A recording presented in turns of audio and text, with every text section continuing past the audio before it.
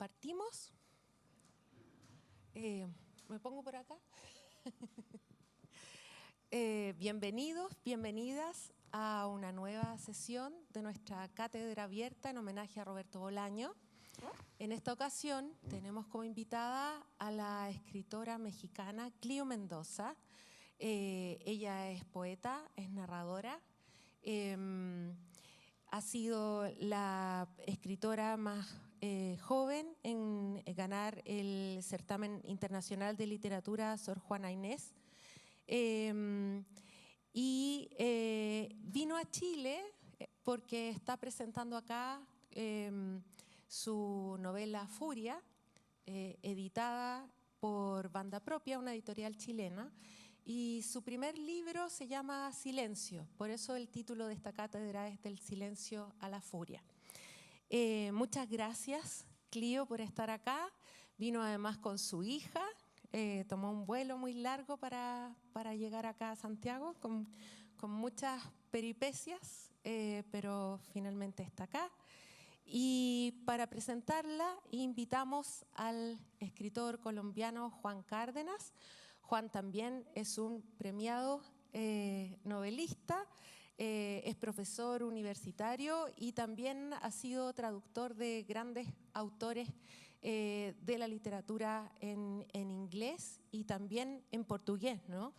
Así es que muchas gracias, Juan, por haber aceptado esta invitación. Ellos van a conversar y luego va a haber un espacio para preguntas de ustedes. Así que disfruten. Bienvenidos nuevamente a esta cátedra abierta en homenaje a Roberto Bolaño.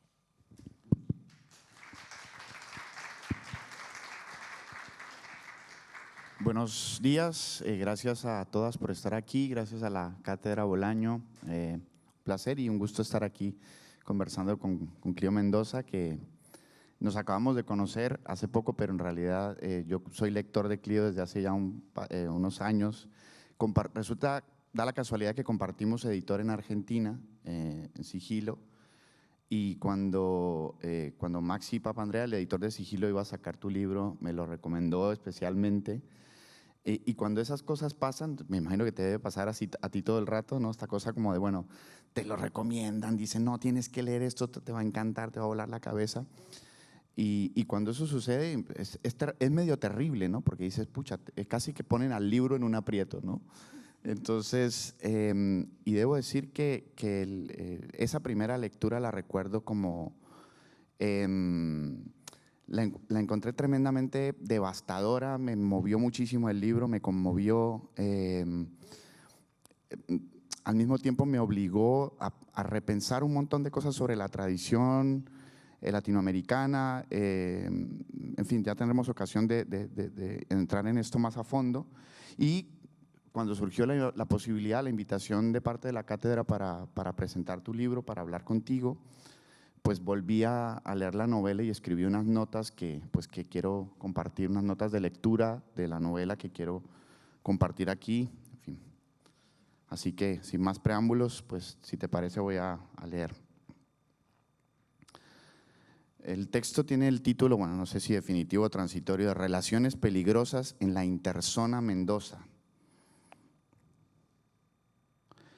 En una serie de conferencias dictadas a finales de los años 60 del siglo pasado, el crítico inglés Frank Kermode elaboró una teoría sobre la ficción que sigue circulando entre nosotros, quizá no tanto como una verdad establecida o un dogma, pero sí como un vago sentido común acerca de la manera en que se entienden las artes narrativas y su sentido y su relación con la historia y la sociedad en Occidente.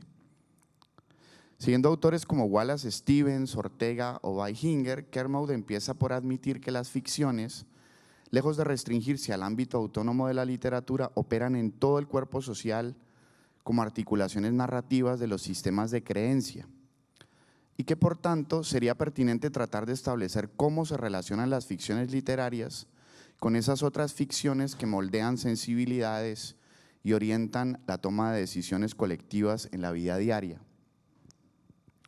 Si las ficciones literarias están relacionadas con todas las demás ficciones, advierte Kermode, hay que decir que algunas de estas relaciones son peligrosas. Pero, ¿por qué son peligrosas esas relaciones?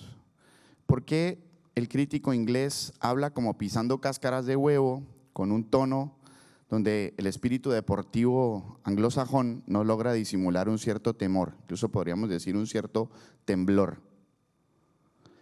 Cabe recordar que las conferencias de Kermode son contemporáneas del juicio contra Eichmann y otros antiguos oficiales nazis en Jerusalén. Y de hecho, esa circunstancia histórica parece determinar toda la atmósfera de sus reflexiones, llenas de alusiones al holocausto judío. Creo que debemos admitir, sentencia Kermode, que el apocalipsis del Tercer Reich y el apocalipsis de El Rey Lear, ambos conscientemente falsos, implican por igual el reconocimiento de que cada vez que inventamos ficciones, nos enfrentamos con nosotros mismos. Las ficciones literarias o no son entonces muy peligrosas. Nos confrontan con las pulsiones primitivas y por eso mismo nos pueden conducir a toda clase de delirios, incluso a la consumación de los peores horrores. El crítico inglés se ve en serios aprietos para no acabar como Platón, expulsando a los poetas de la República, y encuentra una solución ingeniosa que le permite a la vez condenar las bacanales del totalitarismo y salvar a la ficción literaria, restringiéndola a una zona donde no represente un peligro para la humanidad, como en una especie de campo de pruebas nucleares. Hemos de distinguir, propone Kermode, los mitos de las ficciones. Y a continuación explica que las ficciones pueden degenerar en mitos cada vez que no se los considera conscientemente como invenciones.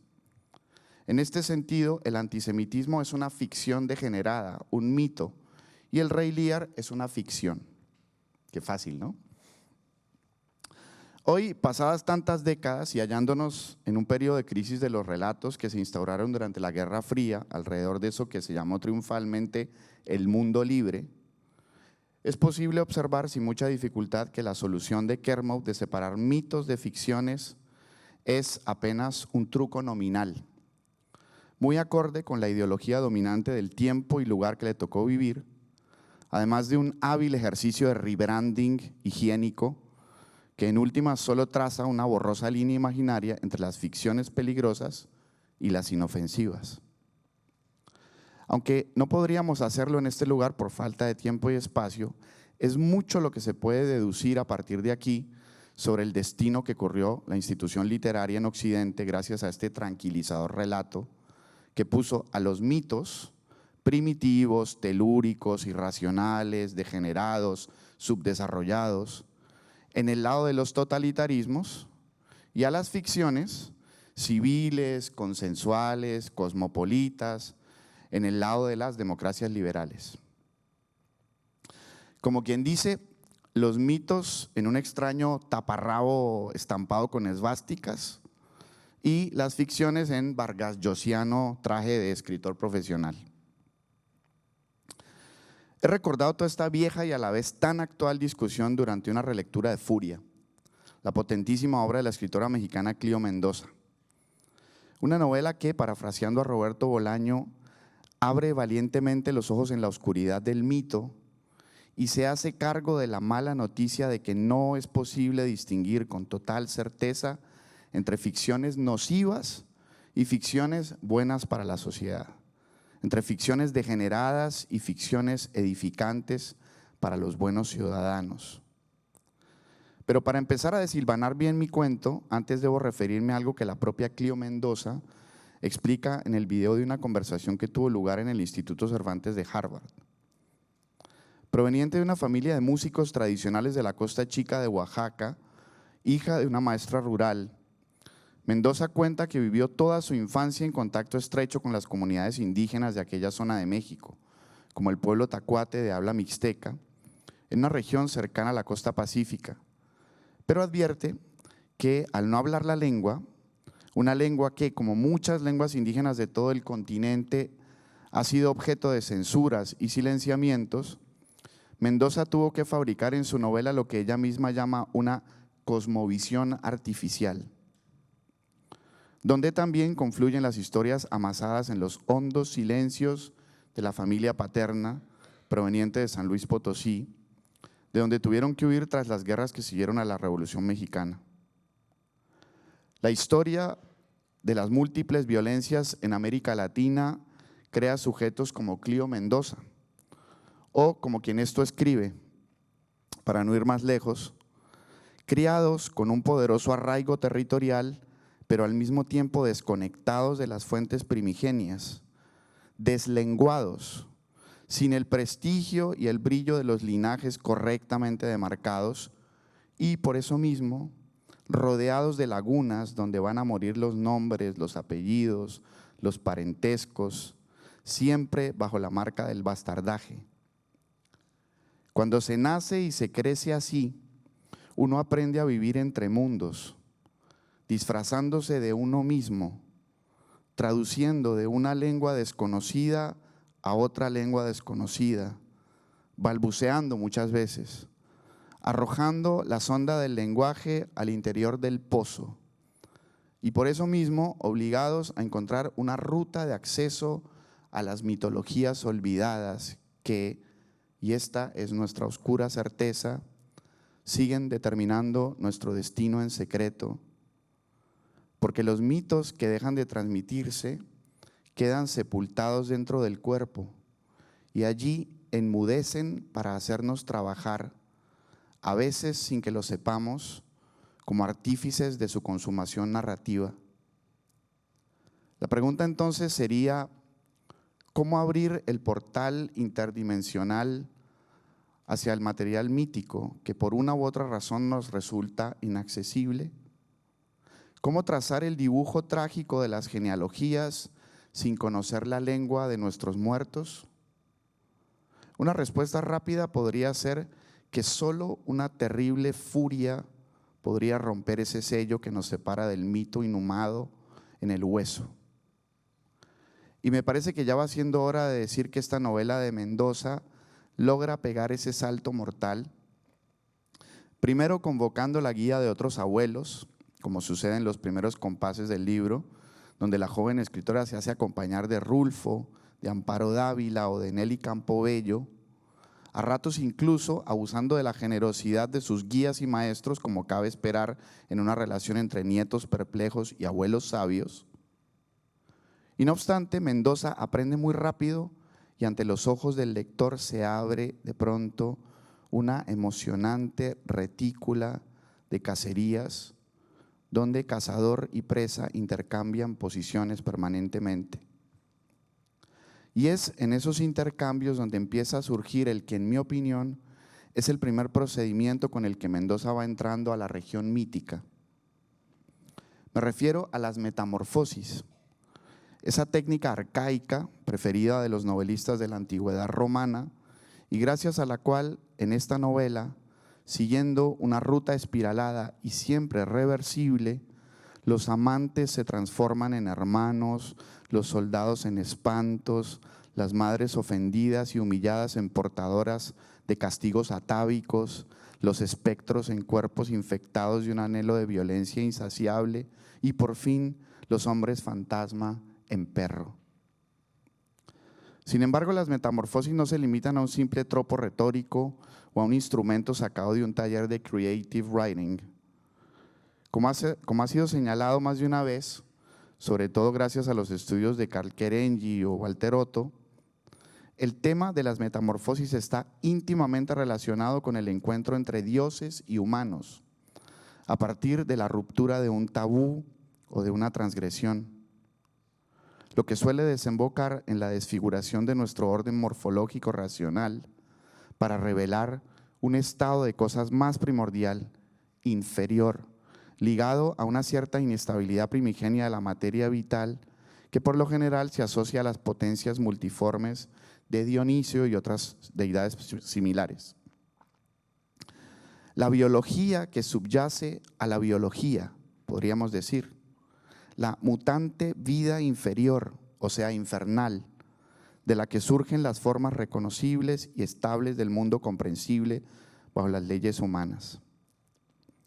Es gracias a estas metamorfosis que Mendoza consigue poco a poco soltarles la mano a sus guías espirituales y modelos literarios para ingresar en una zona de alta intensidad literaria que es suya y de nadie más, la interzona Mendoza.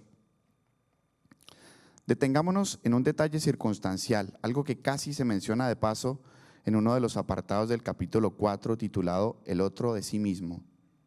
Esto es una cita de la novela, dice: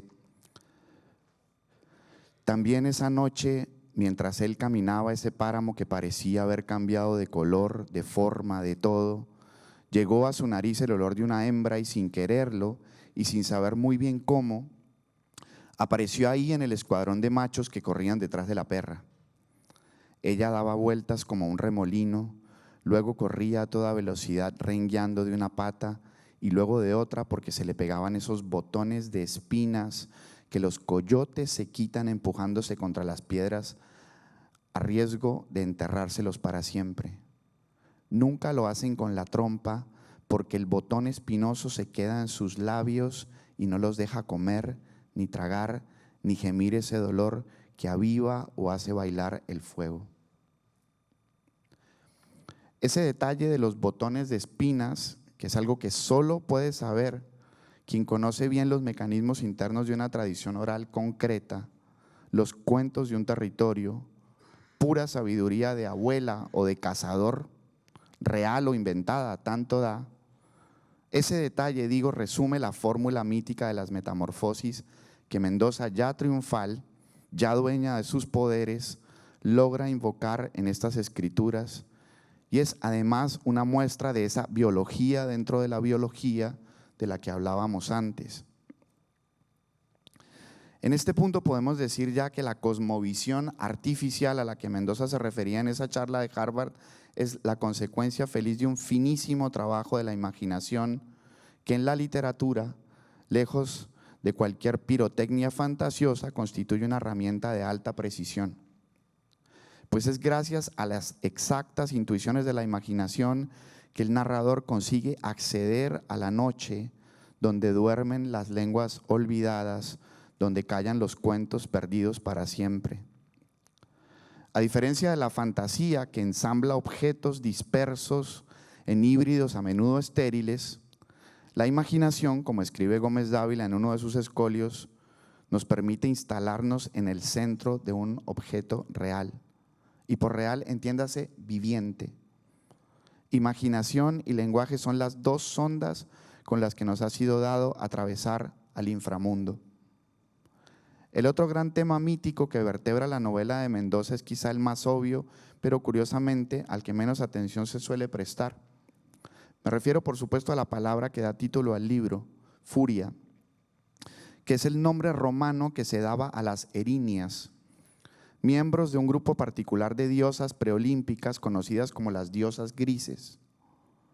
La descripción que de ellas nos ofrece Karl Kerenyi bien podría servir para caracterizar a las mujeres de la novela de Mendoza.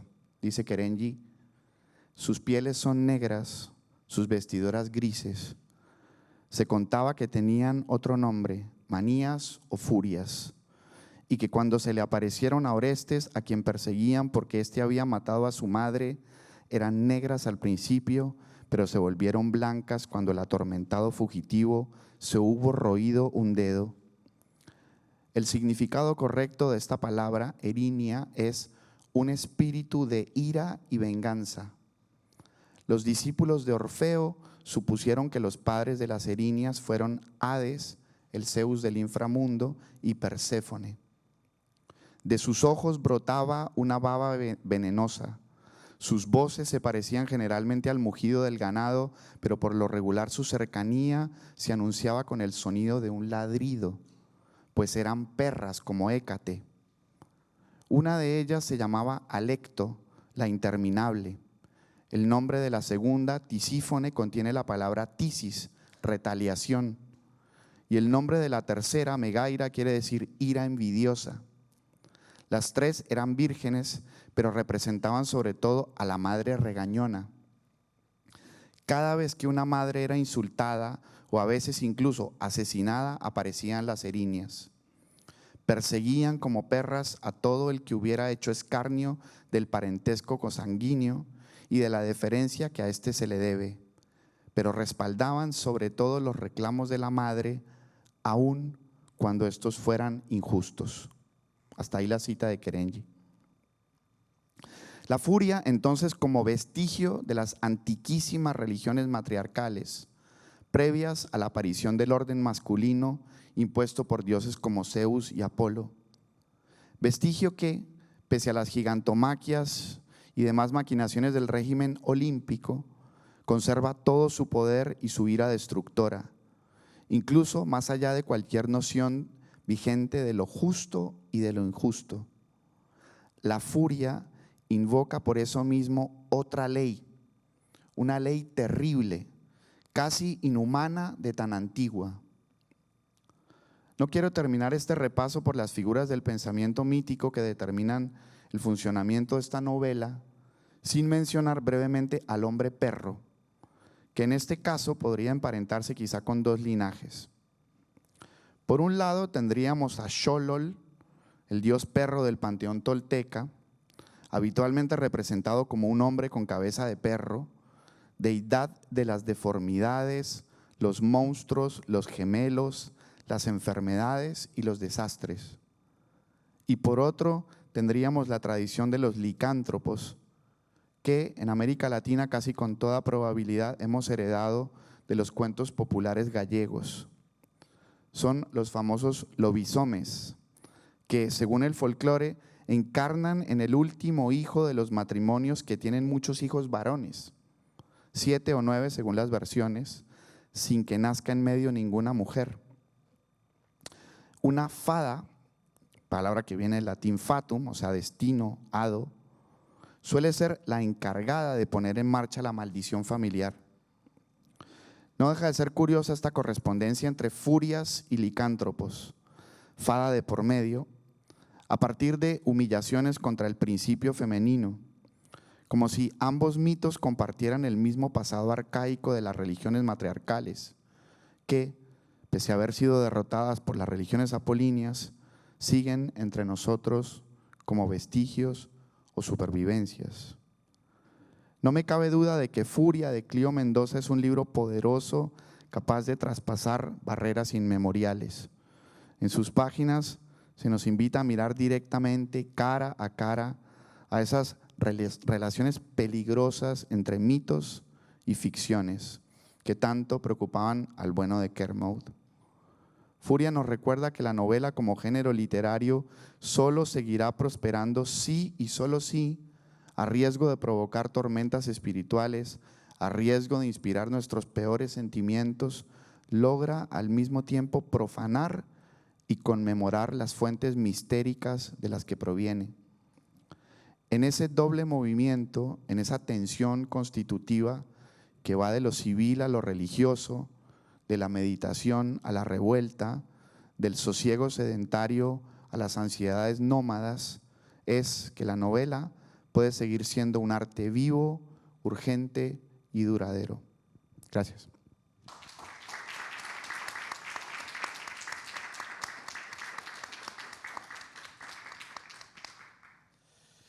Bueno, Clío, tremendo libro. Como puedes ver, me llevó a regiones que quizá un poco por momentos escabrosas, difíciles, pero me gustaría arrancar esta conversa preguntándote justamente por esa relación tuya, por un lado, como con ese mundo mítico del que finalmente aflora en el libro. Obviamente esto que mencioné aquí son especulaciones a partir de una lectura muy libre que hice del texto, pero me interesa mucho que nos cuentes eso, ¿no? ¿Cómo es tu relación como con ese universo del que vienes? ¿Cómo te relacionas ahora, actualmente, como la escritora que eres, con ese universo? Y si te parece, podemos arrancar hablando por allí. Claro. Muchísimas gracias por estar aquí. Gracias, Juan, por ese texto maravilloso. Sentí que además me resolviste muchos años de psicoanálisis, casi. Porque claro, ¿no? El psicoanálisis también tiene que ver con el mito, con los mitos personales, los mitos generales, los mitos históricos, etcétera. Pensaba cuando hablabas, y empezaré por ahí, hablando de los hombres perro, del dios Xolotl, me pasó algo raro, que cuando terminé de escribir el libro, me empezaron a regalar muchos perros xoloscuintles. Yo sentí que era una suerte de premio por haber escrito este libro, de premio y un poco de una maldición, digamos que hay que saber tratar las maldiciones. Creo que también eso está en la cultura oral de mi región, ¿no? Por ejemplo, en la comunidad en la que he vivido en los últimos años y de la que es mi hija, un buen día alguien puede llegar a tocar a tu puerta, o un mal día, y entonces tú abres y es una viejecita que te dice que vas a ser su sucesora y no hay hacia dónde hacerse, ¿no? Y un poco creo que lo emparento a estos perros que tocaban a mi puerta y que se instalaron en mi misma familia, y lo pienso todo esto con una capa de inevitablemente magia y de misterio, porque trato de vivir la vida de esa manera, y quizás por eso mismo entrar en esta literatura ha sido sin un afán íntegramente intelectual, ¿no? No he llegado allá de esa manera. No inicialmente, aunque por supuesto me han encantado siempre las historias de hombres perro. Y pensando un poco en los mitos que han traspasado además como todas nuestras tradiciones familiares, desde las grandes enseñanzas religiosas. Pienso por ejemplo en Nabucodonosor, que es este rey que se volvió perro, que fue castigado por Dios y fue obligado a vagar por 7 eternidades, con las uñas largas, cubierto de pelo, por haber desafiado a Dios. Él fue el rey de Babel. Entonces digamos que venía de una comunidad que quería todo el tiempo transgredir a Dios, hablar con Dios, establecer a través de un lenguaje común una conversación sostenida con Dios, y que por eso fue castigado. Y también por decir: este reino lo he construido yo y esta gente es mi gente. Vagó durante 7 eones hasta que decidió disculparse en ese lenguaje de perro que no sé cuál sea, me encantaría saberlo, y entonces fue devuelto a su reino y a su corona. Y me encantan este tipo de mitos, y por supuesto en el libro se verá que también bebo de una tradición inevitablemente religiosa, porque mi familia viene de estos mundos más conservadores, como creo que ¿no? También hay una suerte de cobertura, de sincretismo, llamémoslo, pero el sincretismo me parece que es un poco como, cuando se dice sincretismo, es como si una cosa hubiera tapado a la otra, y en este caso el sincretismo lo veo más bien como una cubierta para disimular que lo de abajo persiste. Yo vengo, como mencionabas, de una familia afrodescendiente, entonces había también como otras mitologías ocultas, por supuesto, ocultas y renegadas, que yo estaba tratando de retomar, y que de alguna manera este libro vino a alumbrar para mí, vino a alumbrar mis mitologías personales. Y pienso también, por supuesto, y no puedo obviarlo, la tradición oral tan fuerte que hay en mi región, y que además, claro, yo vengo de una familia que no es de intelectuales, de familia analfabeta incluso.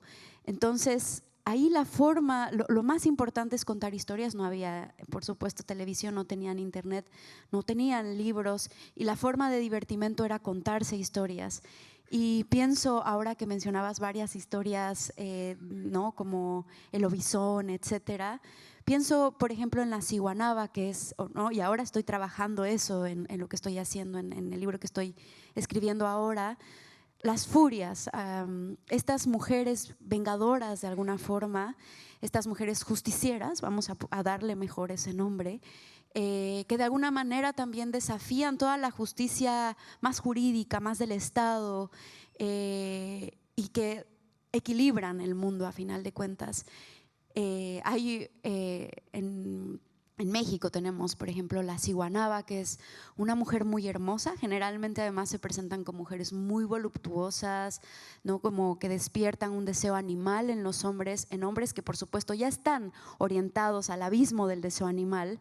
Y entonces ven una mujer desnuda en medio del bosque o de la nada y la persiguen porque creen realmente que pueden sostener intercambios sexuales con estas mujeres, porque sí, porque pueden, porque se les está dado. Y la persiguen, y entonces ella juega con ellos, los pierde, etcétera. y cuando por fin logran el contacto físico, la mujer voltea y tiene cara de caballo. Y hay muchas historias de este tipo. En México tenemos la Matlatzíhuatl, por ejemplo, que es como la Llorona, que además, claro, si analizamos la figura de la ciguanaba, nos damos cuenta que el caballo tiene este contraste, esta presencia muy fuertemente colonizadora. Los caballos no existían en Abya Yala, entonces un hombre persigue a una mujer que se muestra como este objeto de deseo y cuando voltea tiene la cara del colonizador. Es un espanto histórico y claro, tú lo decías y es algo que he mencionado a menudo porque tampoco puedo decir, ¿no? Digamos que padezco de este bastardaje y por eso digo que parecía una sesión de psicoanálisis o 10 años de psicoanálisis tu texto. Siempre he carecido de tener un origen claro. Mi familia ha migrado, mi familia ha perdido sus lenguas originarias, como la mayor parte de las personas que estamos aquí, y eso me ha llevado a una búsqueda insaciable de pertenecer a algo que ni siquiera sé qué es, porque ni siquiera sé de dónde vengo. Y entonces he hecho una suerte de collage de todos los lugares en los que he vivido que me dan pistas de mi propia identidad y he construido esto. Y a veces me parece una suerte de maldición porque yo misma me he perdido en mi invención, me he perdido en el artificio y estoy más perdida ahora, pero por lo menos tengo un camino que es el camino de la imaginación y sí, por supuesto que bien lo dices, es un camino hacia el inframundo y trato de hacerme amiga de esto, ¿no? Como Perséfone, de salir de vez en cuando y tener estos intercambios, ir y venir, y también quizás por eso hay algo en mi escritura de psicodélico, porque también la psicodelia es eso, ir y venir al inframundo. Y bueno, ahí lo voy a dejar para continuar la conversación. Buenísimo y tantísimas cosas que comentar a partir de esto, pero solo una curiosidad, ¿no? Es como, no lo menciono en el texto, pero hay algo que haces fascinante en el libro, es que es muy loco eso, el inframundo no está abajo, el inframundo está exactamente en el mismo plano. Es decir, es como si lograras poner en un mismo plano de realidad y entreverándose unos con otros esos planos de realidad, ¿no? Generalmente en las tradiciones míticas prácticamente de todo el mundo, porque esto sucede, por ejemplo, en las tradiciones mesoamericanas antiguas o en las tradiciones andinas, pero también en las mesopotámicas, etcétera, que es esta cosa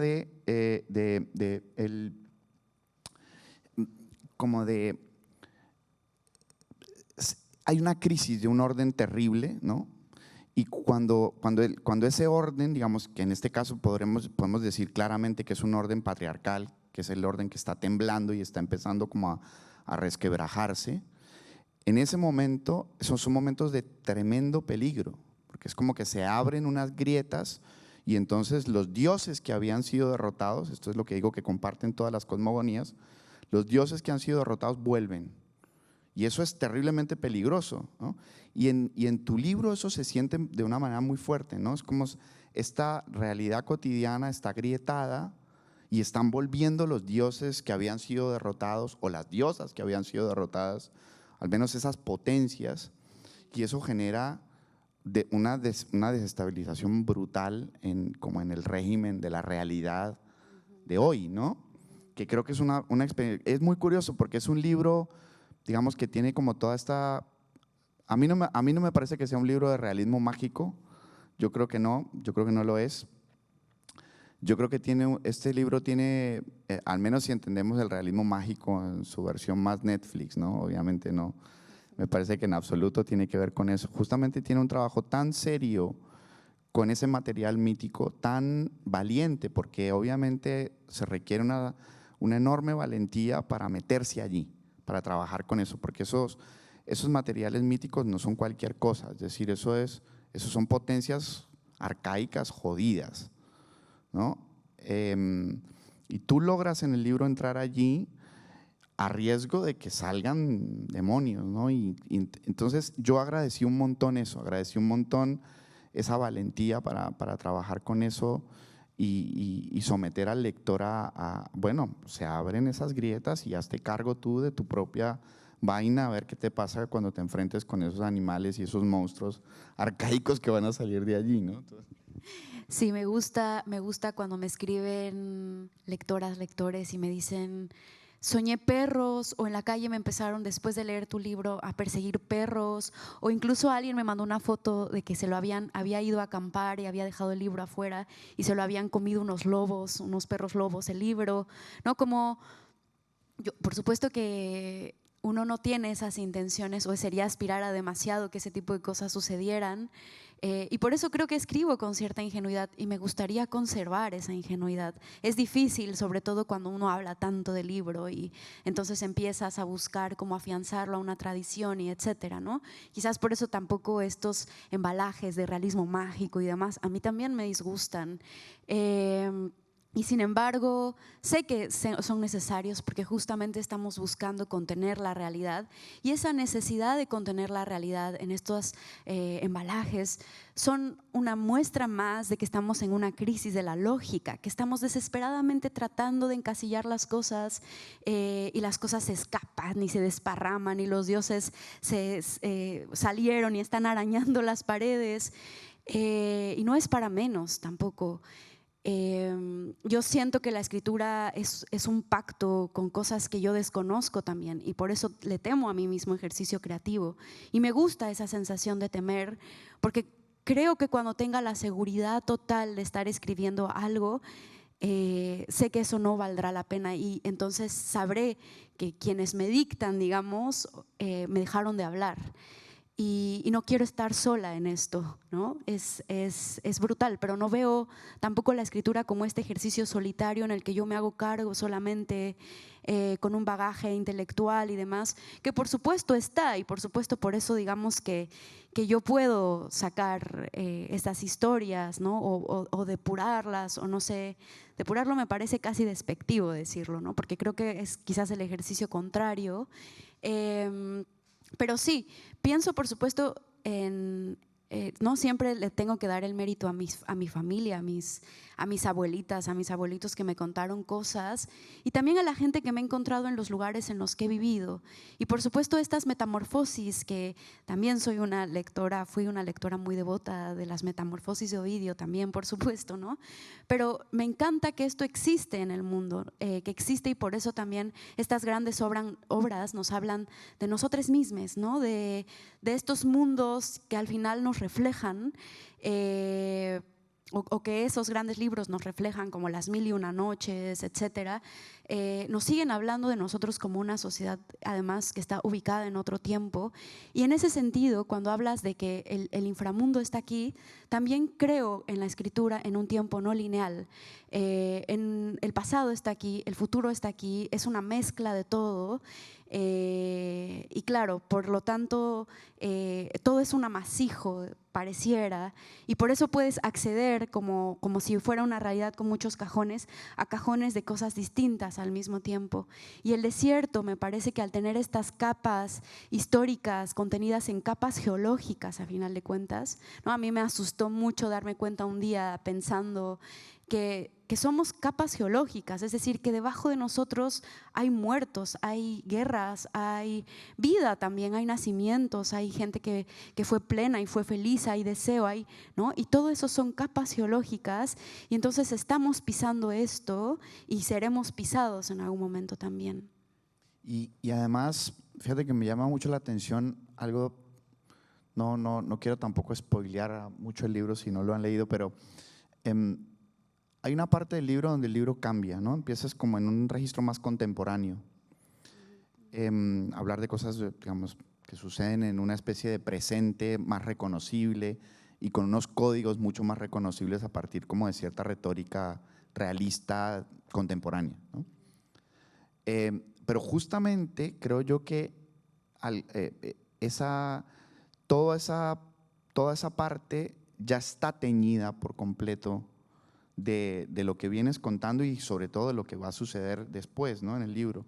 Entonces, ese entrelazamiento me parece muy, muy original, me pareció muy curioso esa manera de de cómo se imbrican esas regiones del texto. Pero esto me lleva a preguntarte una cosa necesariamente, que quiero que hablemos de tu relación justamente con la tradición literaria, ¿no?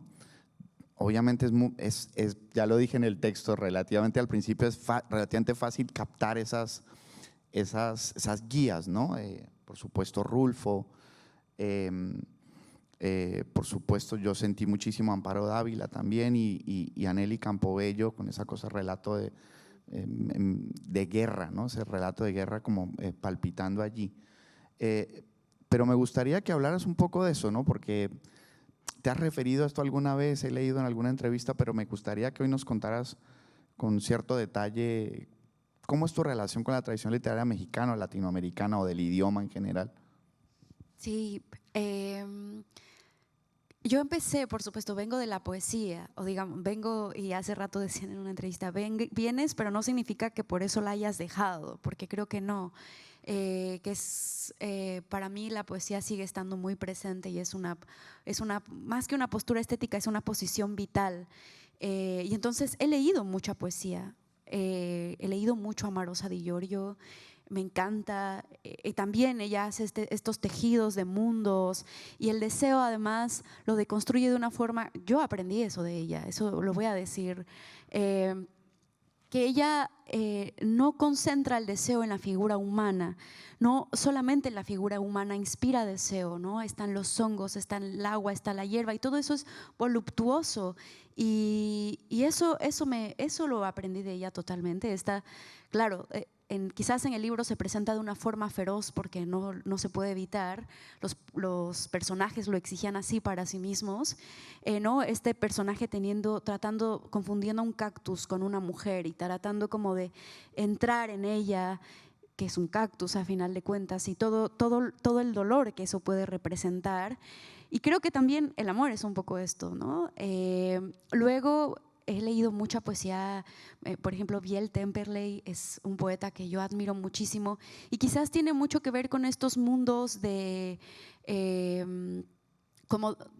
¿no? Él era un poeta que fue trepanado y entonces decía que cuando le habían quitado la capa craneal, había entrado en contacto con Dios. Digamos que son poetas místicos y me encanta ese tipo de literatura también. Por supuesto que está Rulfo. Y curiosamente yo a Rulfo antes de leerlo vi sus fotografías, porque en Oaxaca tenemos un museo de fotografía espléndido que llevó el pintor Francisco Toledo, a quien yo le debo mucho, como fue un gran altruista cultural en Oaxaca, zapoteca. Como muy raro que una persona de un pueblo originario haya crecido tanto también económicamente y haya como financiado un montón de proyectos culturales.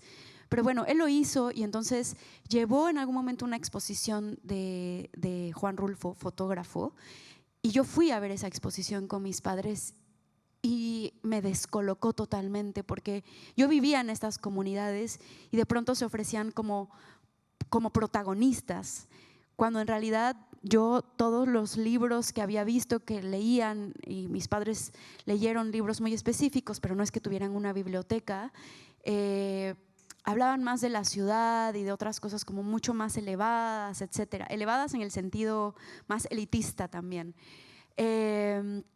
Luego, sí, claro, Nelly Campobello, ¿no? O sea, Rulfo la citaba a ella misma, él decía, yo escribí este libro porque ella existió. Y sin embargo también creo que Nelly Campobello, yo la leí más niña y luego la leí ya adulta, y nos obsesionamos, un amigo y yo, para tratar de hacer un guión respecto a Nelly Campobello que al final se nos salió de las manos. Era tanta la información que teníamos que nos quedamos clavados en la obsesión y eso generalmente hace que las cosas ya no transcurran como hacia un proyecto conciso, ¿no? He leído mucho a Enriqueta Ochoa también, hablo de poetas sobre todo porque vengo de ahí. Y curiosamente para este libro, quien marcó de forma muy específica este libro, escritor mexicano, fue Salvador Elizondo, que también hay un epígrafe de él, Farabeuf, que también es un libro brutal, que también es una realidad muy descompuesta y que también es un libro muy violento, ¿no? Pero Salvador Elizondo fue muy importante para este libro. El Farabeuf lo leí muchísimas veces y también porque siempre me ha sorprendido cómo los hombres hablan del cuerpo femenino, del deseo femenino, y yo inevitablemente estoy hablando del deseo masculino, del cuerpo masculino, etc. Y era una suerte de ejercicio de revancha, y en ese sentido yo misma me transformé en una furia, digamos, en el sentido mítico, para hacer este libro. Y también porque así había un afán muy claro de generar incomodidad. Sí, has mencionado rápido, me dejaste pensando con lo de las fotos de Rulfo, en algo que te quería preguntar, y es justamente esa relación con la imagen y más específicamente con, no solo con la fotografía, sino con el cine. No, bueno, hay una cantidad de referencias cinematográficas dentro de la novela. París, Texas, creo que está como, es la más obvia, digamos, porque casi que mencionas directamente la trama de la película, pero quiero preguntarte por eso, ¿no? Es como que pues, puede parecer tonto lo que voy a decir, ¿no? Pero venimos de unas décadas donde las influencias audiovisuales de los escritores más recientes o más jóvenes no vienen del cine o de mucho menos del cine clásico, sino como de los dispositivos o los videojuegos, es decir, pero tú vuelves al cine, ¿no? Que es casi como una especie de anacronismo, y ese gesto me llamó la atención, entonces quería preguntarte por eso también. Me encanta el cine y además cuando leíste tu texto, La Interzona Mendoza, pensaba en una película de Chris Marker que creo que se llama La Zona Marker. Yo soy muy fan de Chris Marker y no de Alain Resnais y de como todo claro, la Nouvelle Vague, con todas estas posturas políticas que tenían respecto a la guerra, respecto a las piezas que habían tomado los franceses de las colonias africanas para ponerlas en museos, y este cuestionamiento de qué se hace cuando se desacraliza algo totémico y se pone detrás de una vitrina para ser observado por ojos que realmente nunca van a entender lo que eso significa, que es un poco también lo que hacemos muchas veces al escribir. Y quizás me gustaría desafiar eso y quizás me gustaría sentir que en realidad hago el ejercicio opuesto a colocar algo dentro de una vitrina. Quizás colocarlo en una vitrina sería hacer realismo mágico justamente, ¿no? Desde mi punto de vista. Y entonces, por supuesto, a mí me encanta el cine. Me salvó también la vida el cine de muchas maneras, y en el libro está París, Texas. Hay muchas otras películas de Wenders que no me gustan nada, pero esa película la he visto cientos de veces y me fascina. Y me fascina porque además cada vez que la veo cambia. Y Travis, que es este personaje interpretado por Harry Dean Stanton, que es fabuloso, sale del desierto y entonces su hermano, para quienes no han visto la película y no es spoiler, va en un auto y entonces lo reconoce, es el hermano que perdió hace años, que se internó en el desierto y nunca más volvieron a ver, y de pronto está frente a él caminando como un mendigo en medio del desierto en Texas, y se para y lo empieza a perseguir, y bueno, la persecución dura un rato, unas cuantas secuencias. Pero después vamos entendiendo quién es Travis. Y Travis ahí es un señor como venida menos, es un mendigo. Esta sensación que genera ver a un mendigo en la calle y ponerle una historia trágica y, en fin, esta lástima casi que genera esta piedad. Y después te vas dando cuenta de las cosas que hizo Travis para terminar de esa manera. Amarró a su esposa a un tráiler, incendió su casa, hizo cosas terribles por celos. Por amor, entre comillas, por este amor patriarcalizado, y entonces empiezas a ver el personaje de otra manera. Y es brutal esa película, me encanta, me parece que resume también muy bien nuestra época. Hay un niño además que también está percibiendo las cosas, porque esta visión infantil me parece primordial también en la escritura.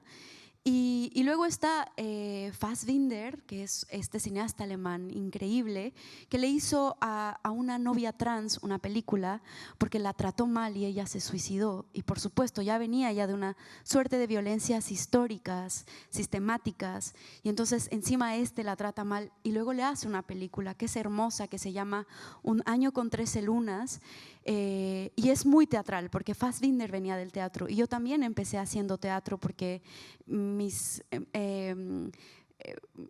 roommates en México con los que estudié en la universidad hacían teatro, entonces yo hacíamos, todo el tiempo era un poco hacer teatro. Y Fassbinder me encanta y hay muchas escenas muy hermosas en esta película que resumen de muchas formas lo que yo quisiera provocar con la escritura también.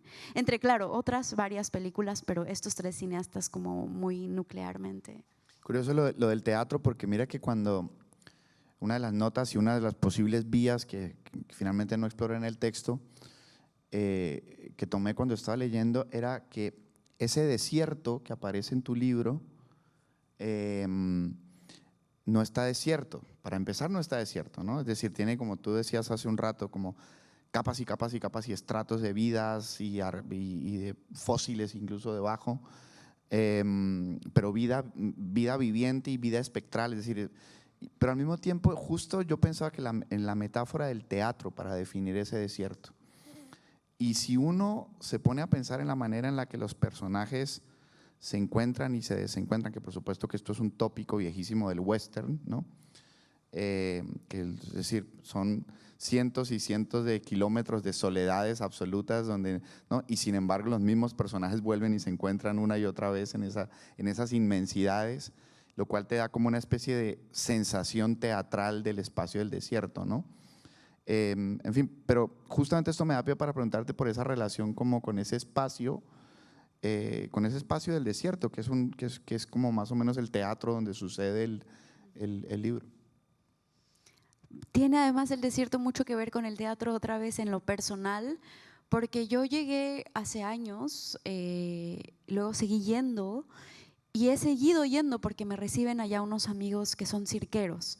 Son unos amigos que viajaron de sus países, ellos se encontraron en India, una cosa así, y eran como estos hippies que querían vivir una vida distinta, fuera del sistema, etcétera, y se fueron a instalar, como suelen haber varias personas que se instalan en el desierto, a vivir una vida de ermitaños y no contactan con otros que están ahí, van a vivir su propia…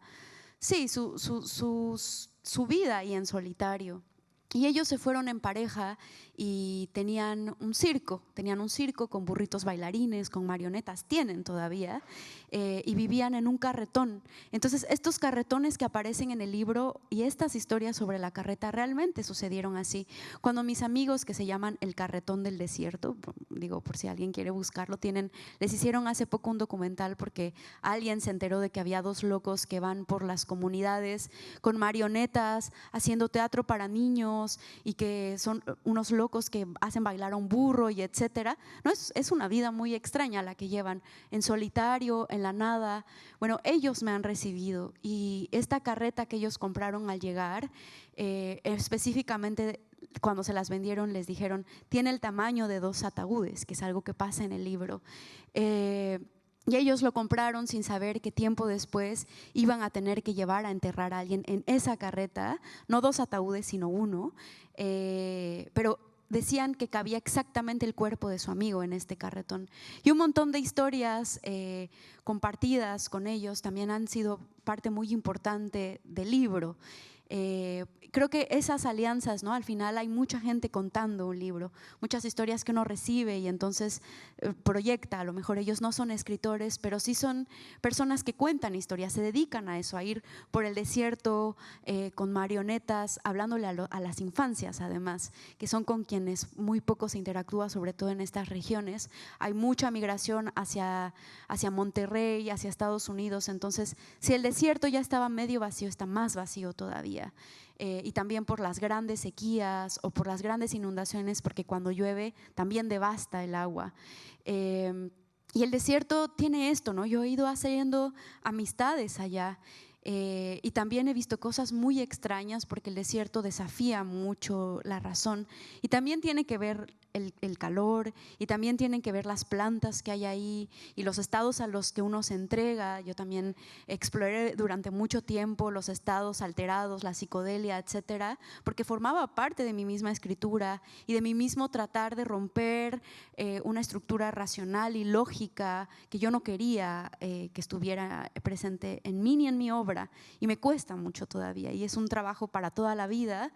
Pero aprendí a hacerlo ahí y vi cosas cosas extrañísimas también, ¿no? Desde personas que en realidad no existían, sujetos que después no te volvías a encontrar nunca, o que en realidad tus amigos te decían, allí a donde tú fuiste no vive nadie, y a donde dijiste visitar en realidad no hay casa alguna, y cosas de ese tipo.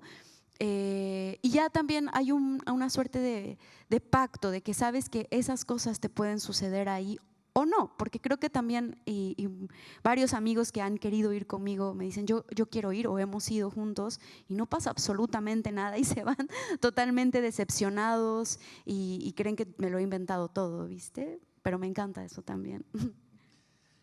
¿Nos lees un poquito? ¿Perdón? ¿Nos lees un trocito? Sí, claro. Buenísimo. Voy a leer algo muy breve para dejar espacio a las preguntas y ya, a propósito de estos errantes por el desierto. Haciéndose pasar por 2 arrieros hermanos, Lázaro y Juan recorrieron a caballo el desierto huyendo de ser reconocidos. Sus ropas de hombre nunca delataron lo que hacían por las noches o los días en los que se encontraban un lugar solitario y propicio. Ni siquiera el pájaro que se suspendía diariamente frente a la cueva donde vivían había descubierto, al mirarlos sostenerse el uno al otro como si se cabalgaran, algo que desafiara la naturaleza. Apenas los gritos lo hacían volar hacia otro sitio y, amarillado por la luz del sol, el pequeño pájaro hundía el pico en algún fruto que colgaba. La pulpa blanca había madurado bien alrededor de las heridas que el sol había hecho en esos escasos frutos del desierto. Había un sabor especial en los pequeños pliegues de carne que separaban lo podrido de lo fresco. El dulzor de la madurez los hacía solo ahí más exquisitos. Del pico del pájaro salía su lengua delgada como un pistilo. Minúsculas gotas de jugo le humedecían el pecho y, complacido, volaba tan alto que veía el esplendor del sol en el camino vacío. El sol estremecía a los animales. Unas cigarras cantaban allá, un sapo liberaba el aire contenido en su cuello de burbuja, una gotera murmuraba un salmo húmedo, los caballos sacudían su cuero espantando a las moscas y buscaban la sombra. Fue en esas fechas de sol y frutos cuando Juan y Lázaro le compraron a un ranchero una vieja carreta que medía, según dijo, el tamaño de 2 ataúdes. Un viejo mercader al que encontraron a mitad de un camino junto a su mula, que había muerto de sed, les contó la historia del hombre de un pueblo cercano que había vendido su alma al diablo para saber toda la verdad. Se trepó de un salto a la carreta y empezó en ese momento mismo la historia. Aquel hombre se había obsesionado con la idea de que su hijo no era realmente su hijo, sino el hijo del vecino. Antes de firmar el contrato, el diablo le había dicho que a veces la mentira hacía la vida más llevadera, pero el hombre, pensando que aquello era algo que el diablo diría en su infinita maldad y asumiendo que la verdad lo liberaría, decidió apresurar la firma del contrato. ¿Estás seguro?, le dijo el diablo, que era un hombre elegantísimo, con sombrero y unos zapatos negros y lustrosos que nunca se ensuciaban. No necesito tu alma, hombre, ya tengo muchos discípulos que vienen a mí por voluntad. No sé por qué prefieres darme la mitad de tu vida por una tontería, pero bueno, firma aquí con tu sangre y estará cerrado. El hombre firmó como si aquello le fuese a traer una gran fortuna. En el fondo descreía de que él fuera realmente el diablo. Quizá por eso había firmado con tanta gracia aquel contrato.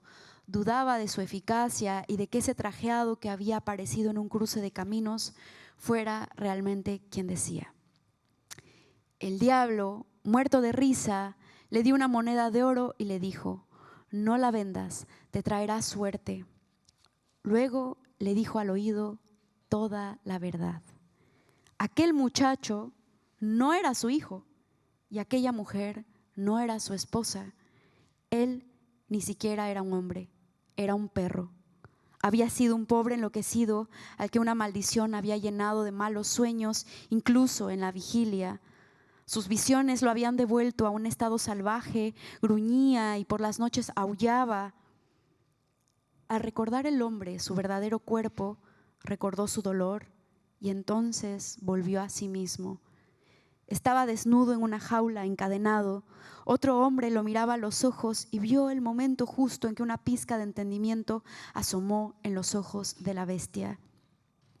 Era un curioso, dijo el mercader, aquel curioso que había ido a presenciar la existencia de un hombre salvaje, y lo pagó caro, porque después de mirarlo a los ojos, aquella maldición se propagó también en él, y después de que viviera casi toda su vida sobre dos piernas, también a él se le vio correr en cuatro patas y alargar su cadena hasta tronarse el cuello. El mercader terminó la historia con un chiste que no tenía nada que ver. Riéndose solo dijo: es una locura que la gente piense que el diablo viste siempre de manera elegante. Antes de bajarse de la carreta y después de gritar: aquí me quedo, les regaló a Juan y a Lázaro una moneda dorada. Es una moneda antigua y les va a dar buena suerte. Como en su historia, dijeron ellos, y el mercader, muerto de risa, bajó y se perdió caminando en la nada. Gracias.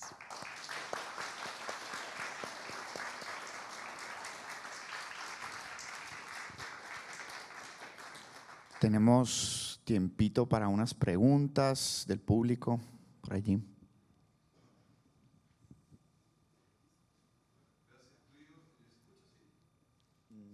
Dos cosas. Uno, me acordé alguna vez, apito lo que leíste recién, me acordé alguna vez que un taxista me contó que había llevado al diablo acá en Santiago. El diablo vestía de blanco y hablaba con los perros.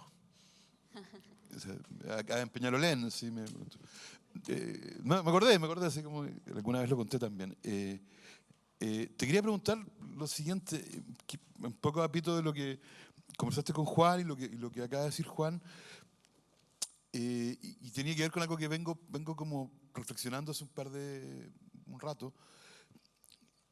¿No tiene que ver también con que muchas de las cosas que cuando escribimos sobre el mito, cuando escribimos sobre la realidad latinoamericana, cuando vivimos estamos describiendo espacios liminares, estamos escribiendo lugares blandos, estamos escribiendo zonas donde lo asombroso tiene dos vueltas. Uno, la pregunta es cómo lo narramos, pero también cuando trabajamos sobre esos objetos y hemos contemplado, hemos estado cerca de lo asombroso, también el lenguaje cambia. Y la pregunta, más que de pronto lo que nos hacemos para contar esas historias, más que contar la historia, tiene que ver justamente con cómo descentramos o cómo operamos sobre el lenguaje.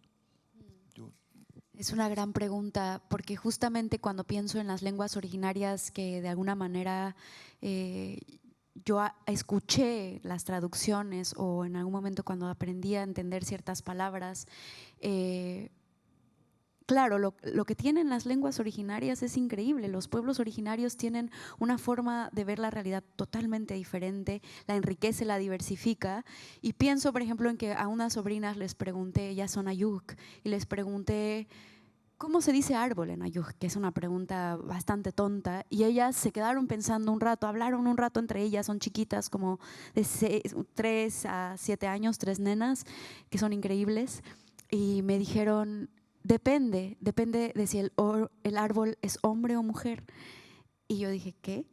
Y me dijeron: sí, depende de si es hombre o mujer, si el árbol se ocupa para hacer fuego, o si es un árbol que se puede subir, o si es un árbol que se va a ocupar para hacer un mueble. Depende de todo eso. Y entonces, claro, creo que eso que tú preguntas, de cómo el lenguaje también se utiliza, al final yo hago una traducción, es eso, es algo artificioso, ¿no? Pero muchos de estos, el sentido de varias lenguas originarias de las cuales yo he aprendido, si bien no el idioma en sí, la manera de ver la realidad, tiene que ver con eso, ¿no? Y además que son lenguas que están vivas, están como en mímesis con la naturaleza, y también por eso suelen incluso tender al caos mismo. No sé si contesté la pregunta. ¿Alguna otra pregunta por allí, el público? Mira,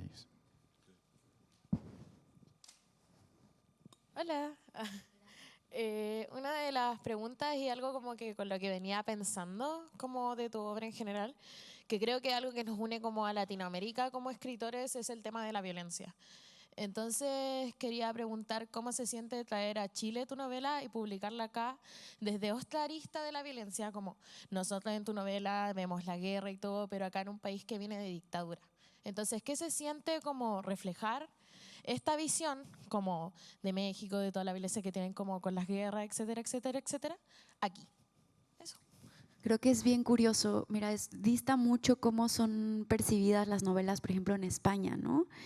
Donde también se alteran un poco más porque dicen, uy, esto es ultra violento y hay gente que me ha reclamado directamente, ¿no? Como no lo pude leer, no me gustó, que también es muy válido, pero algo pasa en Latinoamérica y es que no importa, o sea, tampoco yo anuncio nunca el territorio. Yo escribo desde México, pero no escribo sobre México, aunque pareciera.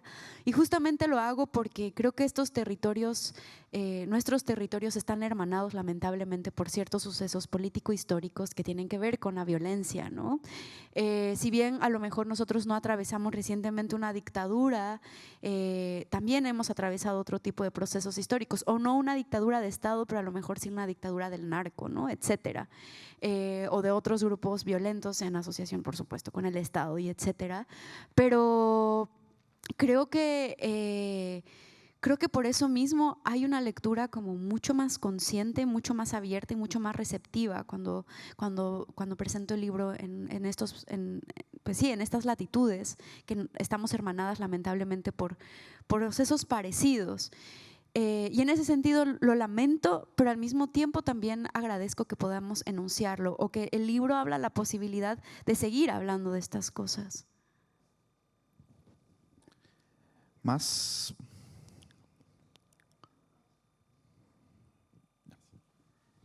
Hola Cleo, muchas gracias por estar acá, qué gusto tenerte con nosotros. Una pregunta bien breve, o sea, en realidad quiero hacer dos preguntas, no sé si alcanzo. La primera bien breve, ¿cómo es pasar de la poesía a la narrativa? Como tú bien decías, igual obviamente no vas a dejar la poesía, pero ¿cómo fue los aspectos buenos o malos de ese cambio? Y la otra pregunta más distendida, encuentro que México y Chile tienen una relación muy bonita en general. A nosotros nos caen muy bien los mexicanos y siento que a los mexicanos les caemos muy bien también. Desde, claro, de que Bolaño se fue para allá en su momento y escribió mucho, y sé que es muy leído allá en México, hasta los Búnker y 31 minutos, todo ese como tema cultural que nos relaciona. Y a ti, ¿cómo un poco te relacionabas con Chile? ¿Qué conocías? ¿Cómo lo veías algo antes? Si es que tenías algún recuerdo. Gracias. Voy a contestar la primera pregunta también muy breve porque no fue intencional pasar a la novela y sin embargo, claro, es más fácil vivir de escribir novela y eso no lo puedo negar, ¿viste? Voy a ser realista porque ustedes están estudiando literatura y quizás ¿no? O todos aspiramos a vivir de lo que amamos hacer y entonces escribir poesía es muy difícil vivir de hacer poesía. Escribir novela, bueno, tiene muchas otras posibilidades comerciales y eso es algo que yo no vi o que no lo hice con esa intención y sin embargo agradezco que pueda vivir de lo que hago. Luego la segunda pregunta, sí, yo no sé, tengo amigos chilenos muy entrañables, ya me quiero quedar a vivir aquí.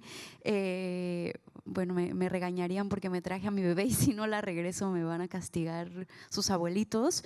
Pero sí, definitivamente hay una relación muy, muy hermosa. Yo recuerdo que cuando fue la primera vez que vi a Raúl Zurita en México, se puso a cantar a Cuco Sánchez y yo estaba llorando como un bebé, ¿no? Todavía me conmuevo de recordarlo, imagínate.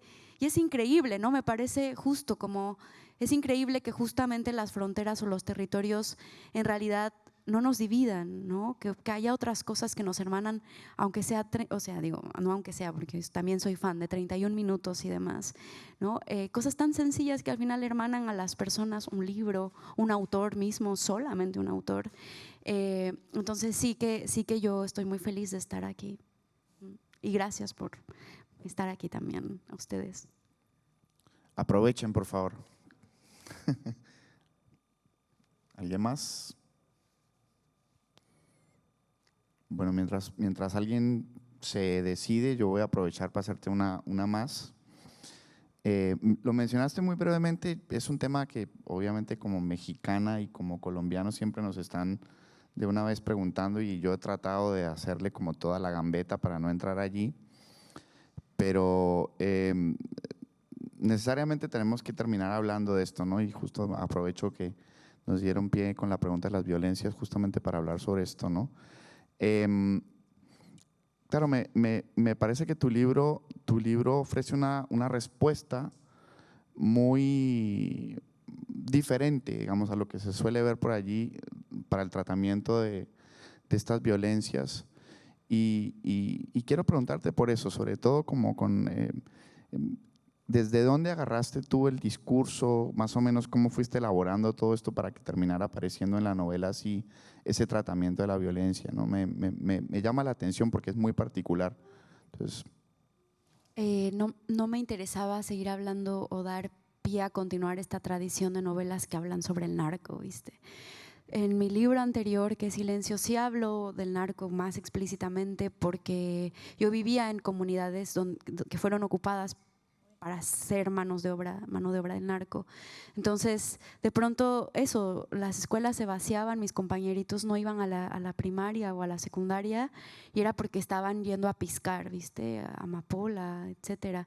Y yo no dimensionaba eso en ese momento y poco a poco fui como perdiendo la inocencia en ese sentido y fue justamente pues cuando explotó, poco después explotó la guerra contra el narco y demás.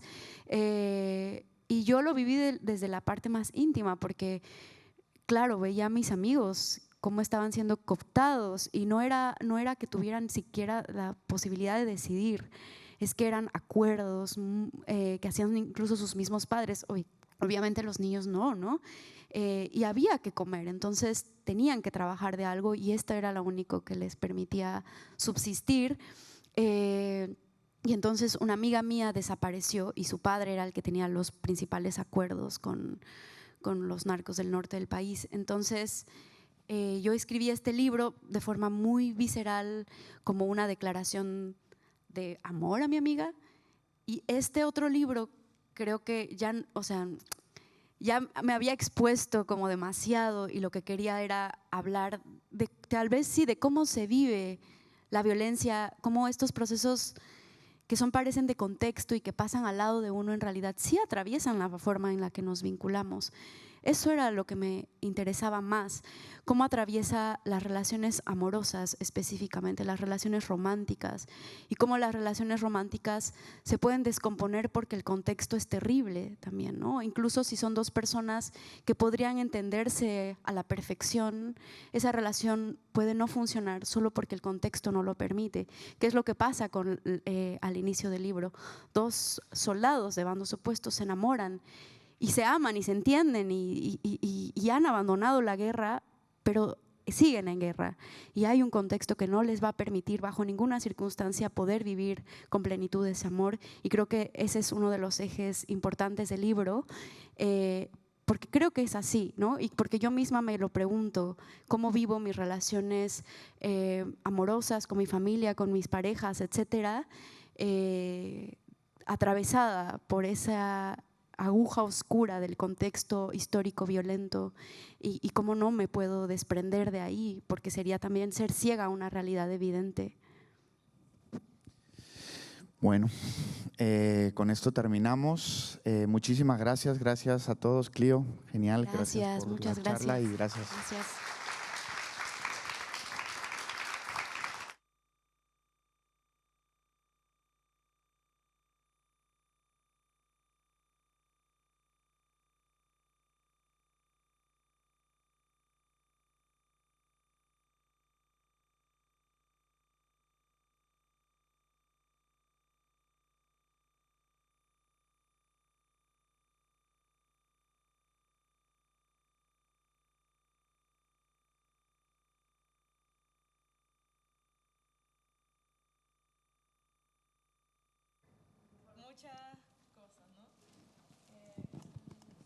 Es una buena pregunta y la voy a contestar muy rápidamente aquí mientras nos retiramos. Mira, a lo mejor, digo, hablaré de España específicamente porque es con quienes compartimos lengua, igual, no sé, Juan. Ok, ahí está. Pero la verdad es que en España se está leyendo, la mayoría, o sea, están leyendo autores latinoamericanos. O sea, la gente, por lo menos que está interesada en escribir, está leyendo literatura latinoamericana. No sé, a lo mejor se publique y se promocione más autores españoles, pero creo que es necesario, o sea, saben que es necesario acudir a la literatura latinoamericana para diversificar su forma de entender la literatura misma. Sí, la xenofobia y todo esto creo que pues se vive en los espacios más públicos quizás, ¿no? A mí me ha tocado que sí, como que no entienden que yo soy autora, además porque soy joven, además porque estoy tatuada, porque, ¿no? Porque soy racializada, etcétera. Como no creen que yo sea la autora que invitaron y me han tocado varios momentos incómodos al respecto. Pero bueno, eso es lo que puedo decir. No sé si contesté la pregunta. Okay.